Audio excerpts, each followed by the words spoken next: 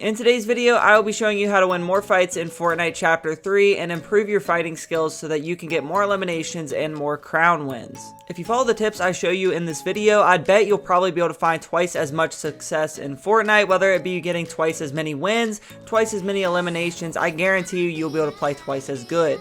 Before we get into all the tips, make sure you go ahead and subscribe to the channel for more awesome content like this, and if you find this video helpful, a like would be greatly appreciated. With all that being said, let's get straight into it. The first thing I want to talk about is your gaming accessories. This completely depends on if you're playing on a controller or on a keyboard and mouse. If you're on a controller, you can upgrade your controller for relatively cheap. You can buy back buttons for your controller for only $20 to $30. And if you'd like to significantly improve your aim, control freaks are a great thing to buy to easily improve your aim. For getting all these upgrades on your controller, you're basically getting the things that a scuff comes with for a quarter of the price.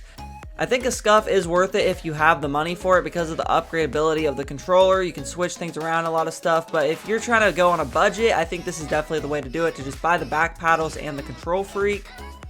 These upgrades will come to a total of $45 at the most, and you can actually switch these onto a new controller if needed.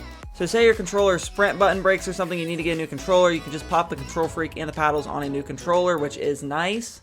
The paddles will double your speed for building and editing, and the control freaks will drastically improve your aim. If you're on keyboard and mouse, this really depends on the person. A lot of people like to use lighter wireless mice and 60% keyboards and have a much easier time with that. I think that's all personal preference, but I would definitely think you absolutely need to get a gaming keyboard and mouse. It's just going to feel a lot easier hitting the buttons than using a Dell Office keyboard. And you definitely want to have a gaming keyboard and mouse rather than an office keyboard and mouse. The next thing I want to talk about is the best loadouts to run in Fortnite Chapter 3. So my favorite loadouts to run are the MK7AR or the Stinger SMG with a striker pump shotgun, the Spider-Man gloves, and two slots for shields and heals.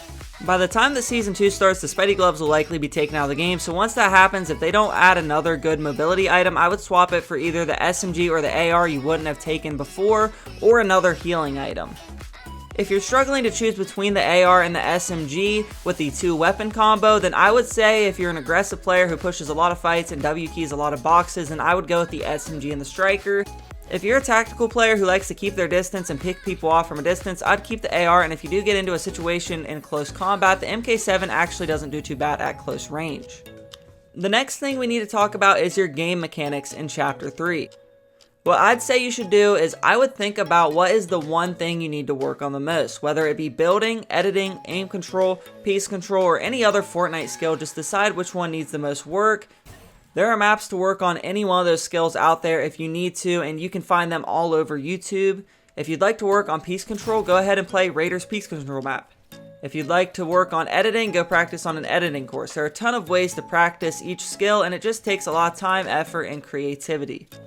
I promise you, if you get good at all four of those mechanics, you're probably going to be in the top 10% of Fortnite players. Now I just want to talk about the best ways to practice. If you want to put all these skills to work at the same time, then realistic 1v1s is a great way to practice. The map I'm playing on screen now comes with a ranking system like arena mode just to show you how you're doing.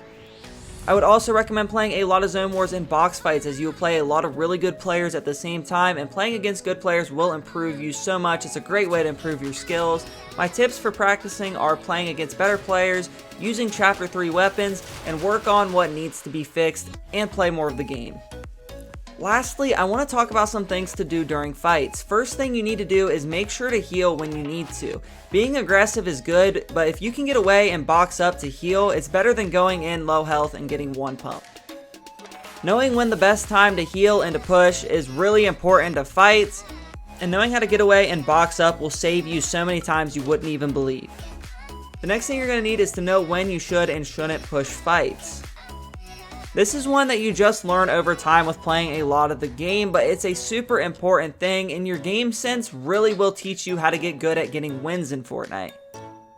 Another thing to remember is that the pump is not the only weapon in your inventory. I see a lot of people that will shoot their pump and then just do absolutely nothing. Like, you always want to try to finish off with that SMG, but especially right now because the spray meta is so overpowered and it's basically the meta in Fortnite right now.